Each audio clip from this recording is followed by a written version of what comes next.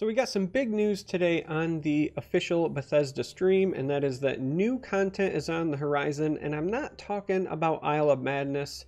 I'm talking about Frostfall. It was announced today that we are getting a small 11-card expansion. This is going to be very similar to the Forgotten Hero collection, very similar to the Madhouse collection. This is going to come before Isle of Madness. It's going to be 1,500 gold or $9.99.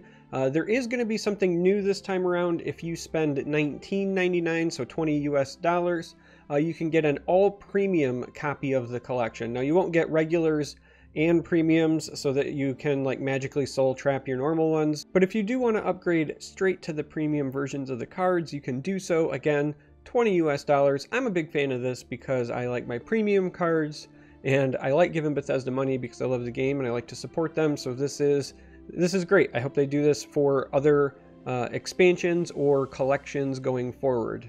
This gets an A+ from me. Now, there was a preview card also shown on stream today, so we're going to talk about that now. That card is Piercing Twilight. It is a 4-cost Daedra in Intelligence. It's a 4/4 guard, and it says summon, choose a card in your opponent's discard pile, banish all cards from your opponent's discard pile and deck with the same name as the chosen card. Now, this is basically cast into time on a body, but it can only target things in the discard pile. That's a pretty powerful effect, but it's also a very specific effect. I think this is a playable card, but it will be for control versus control mirrors. And here's why I say that. Against aggro, this is just going to be a 4/4 guard most of the time.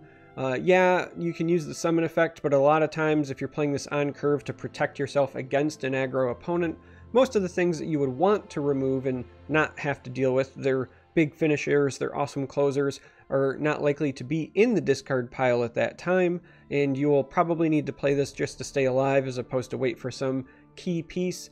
And this is the big part, they have to have already played it and you have to have already answered it for that to be in their discard pile, right? So they've already played something amazing against you once and you had to respond to it and then have enough tempo left over to play this and try to survive.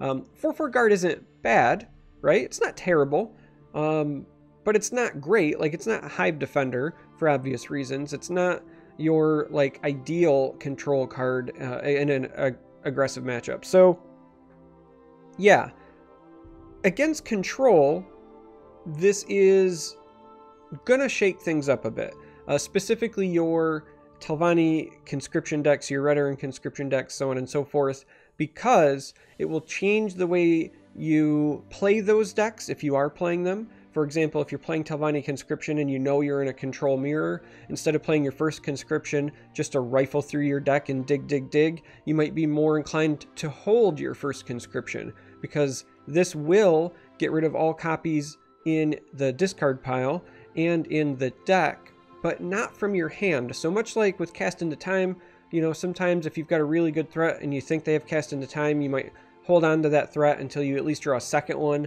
bait the Cast into Time, play your second amazing threat. I can see a similar game plan evolving from conscription decks, but also some of your other like one-trick pony decks are potentially punished by this as well. But that doesn't mean that this stops those decks, right? So this is the other interesting part. They have to have either played a conscription or maybe discarded it. I think this card actually makes Merchant's Camel far riskier, so that's something to keep in mind. But if you're playing conscription and you're playing against somebody with Piercing Twilight, you could still just slam down your conscription and either A, hope they don't have the Twilight, or B, you're kind of saying to them, you still have to answer my first conscription. So if they don't have that Ice Storm, if they don't have that Odaving, they might still just die to the first conscription. Like, that's a lot of presence, it's a lot of bodies.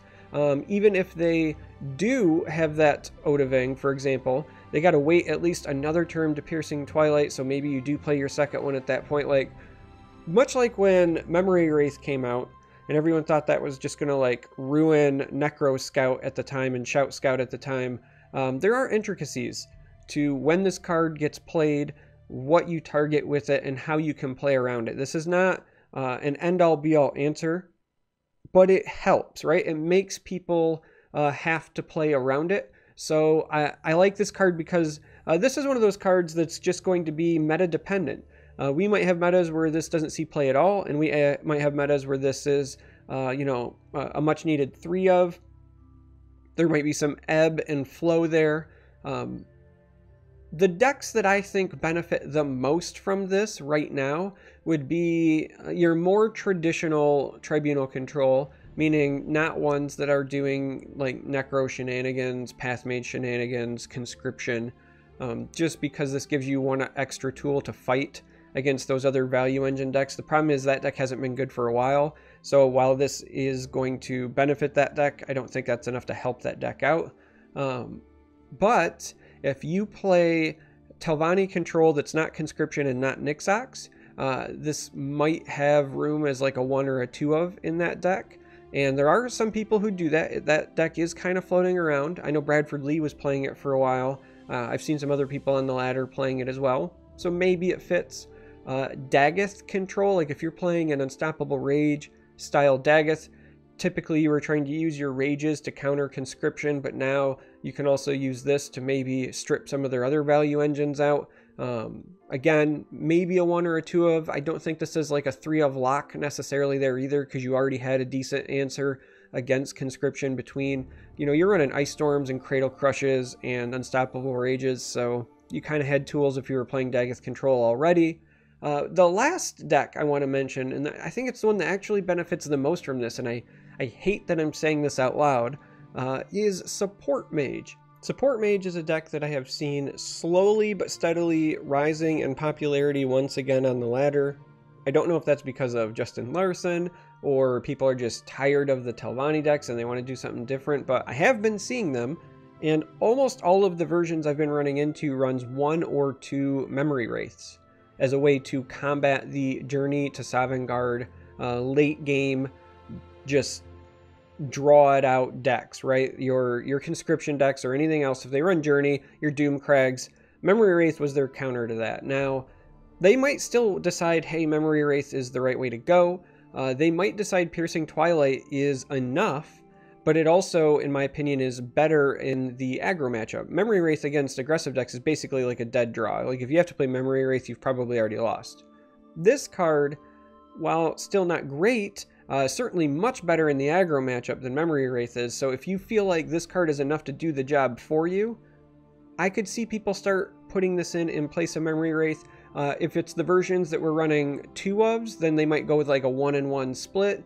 I do think this has the potential to have a home in Support Mage. So this might be the kind of card that is the stuff of nightmares from me, because I like Support Mage. Like, it's kind of fun to play every now and then, but I kind of dread the kind of meta where Support Mage is the norm, because I don't like half-hour, 40-minute matches when I'm trying to play quick on my lunch breaks. But yes, this might actually help out Support Mage. I could see it played there. I think that of the current decks that I'm seeing frequently on the ladder, that's the one that stands out the most to me as potentially benefiting from this card. So I would love to hear from you guys. Let me know what you think. Do you think this is not good enough because of the body, or because the effect is too narrow? Do you think it's amazing?